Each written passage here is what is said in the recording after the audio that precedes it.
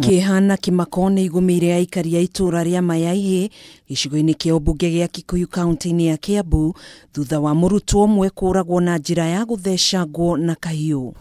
Kuringana na aria maikaraga borithi-ini ici mokiririo ni inegene na mbu mathaa-ini ma thaa 3 cia kiroko riria giko kia njuragano ino kihanikire. Kuja tukapata kuna mwanamke anaitwa Sara ameduga kijana anaitwa Derek wakiulizana mambo kuhusu stima. Kurerikana mutumia umwe wa ukuru wa gatagati-ini aumire nyumba gwake na matukuya kuria korire mwanake uria marigainie nyumba na uria ni murutwo wa kirathi gia form 2 ena matukuya maingi akimwikuira gukorwo ni woracungiriria thitima kura borithi-ini ici. Kwetu stima ilikuwa inapotea, inakuja inazima alafu inarudi, inazima inarudi.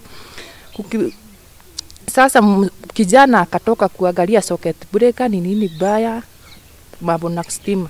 Sasa huyo mwanamke akadhani ni huyo kijana alikuwa anapika na stima na hita. Kuringana na aria marigainie nyumba murutwo uyu ni guthomaga hindi iria akorirwo ni mutumia ucio na kwambiriria guikaniria ciugo nditu na thutha ucio mutumia uyu no kahiu oire na kwambiriria guthecanga murutwo uyu nginyanagia gukua. Huyo mwanamke akaambia kijana asimzuie kupika, akamduga visu 3, kijana akafariki hapo hapo.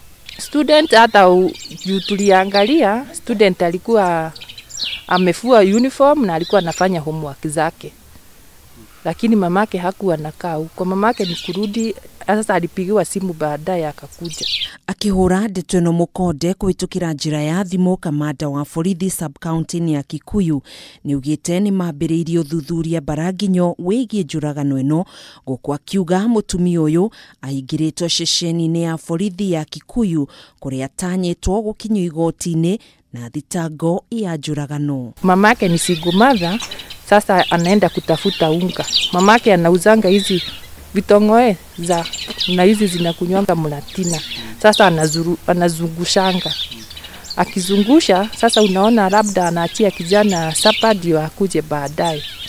Sasa hakuwa amefika. Hado-ini ha Kameme TV jitagwo Gathoni.